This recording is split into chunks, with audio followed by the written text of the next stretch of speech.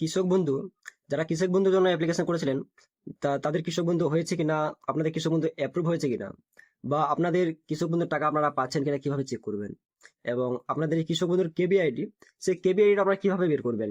আজকের ভিডিওটি আপনারা লাস্ট পর্যন্ত দেখুন এবং আপনাদেরকে আমরা সম্পূর্ণ ভিডিওতে স্টেপ বাই স্টেপ দেখিয়ে দেবো যে আপনাদের কৃষক বন্ধু অ্যাপ্রুভ হয়েছে না পেন্ডিং আছে, আপনাদের কৃষক বন্ধুর কেবিআইডি পড়েছে কিনা, এবং আপনাদের কৃষক বন্ধুর স্ট্যাটাস কি আছে। এটা জানতে হলে ভিডিওটি লাস্ট পর্যন্ত দেখুন। আর এরকম ইনফরমেশন ভিডিও পাওয়ার জন্য অবশ্যই আমাদের চ্যানেলটি সাবস্ক্রাইব করে নেবেন, যাতে পরবর্তী ভিডিও আপনার কাছে ফার্স্ট পৌঁছে যায়। সর্বপ্রথম যে কোনো একটি ব্রাউজার ওপেন করে নেবেন এবং ব্রাউজার ওপেন করে এখানে সার্চ করবেন কৃষক বন্ধু। কৃষক বন্ধু কৃষক বন্ধু লিখে সার্চ করলে এই যে কৃষক বন্ধু লিখে সার্চ করবেন, এবং কৃষক বন্ধু লিখে সার্চ করার পর ফার্স্ট যে ওয়েবসাইটটি আসবে কৃষক বন্ধু .wb.gov.in, এই ওয়েবসাইটে আপনাদেরকে চলে আসতে হবে। কৃষক বন্ধু .wb.gov.in, এই ওয়েবসাইটে আপনারা চলে আসবেন। এই ওয়েবসাইটে আসার পর এখানে আপনাদেরকে অনেকগুলো অপশন চলে আসবে। কৃষক বন্ধু সম্পর্কিত, নথিভুক্ত কৃষকের তথ্য, কৃষি বিভাগ, এবং আদেশ, স্মরণলিপি এবং বিজ্ঞপ্তি, কোঅপারেটিভ ব্যাংক এবং হেল্পলাইন, এতগুলো এখানে অপশন চলে আসবে। এই অপশনগুলোর মধ্যে আপনাকে সেকেন্ড যে অপশনটি আছে নথিভুক্ত কৃষকের তথ্য, এই অপশনে চলে আসতে হবে। নথিভুক্ত কৃষকের তথ্য, এই অপশনে চলে আসবেন এবং দেখুন নথিভুক্ত কৃষকের তথ্য আসার পর এখানে একটা নাম্বার দেওয়া আছে, এটি হচ্ছে কৃষক বন্ধুর হেল্পলাইন নাম্বার। এই নাম্বারে আপনারা হোয়াটসঅ্যাপে এসএমএস করলে আপনারা সেখান থেকে তথ্য জানতে পারবেন। এবং তারপরে দেখুন এখানে অপশন আছে সিলেক্ট অপশন, এই সিলেক্ট অপশনে আপনারা ক্লিক করবেন।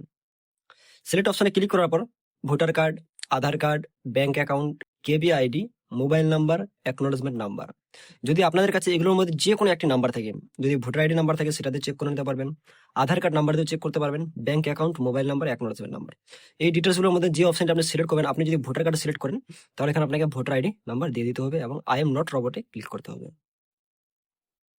আপনি যদি আধার নাম্বার সিলেক্ট করেন, আধার কার্ড, তাহলে আপনাকে এখানে আধার আইডি নাম্বার দিয়ে দিতে হবে।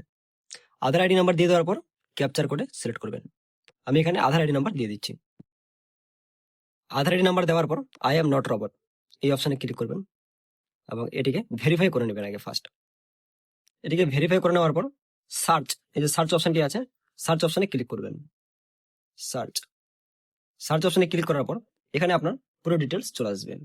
আপনার কেবিআইডি, আধার নাম্বার, ফার্মার নাম, ডিস্ট্রিক্ট, ব্লক এবং গ্রাম পঞ্চায়েত, এখানে আপনার সম্পূর্ণ ডিটেলস দিয়ে দিবেন।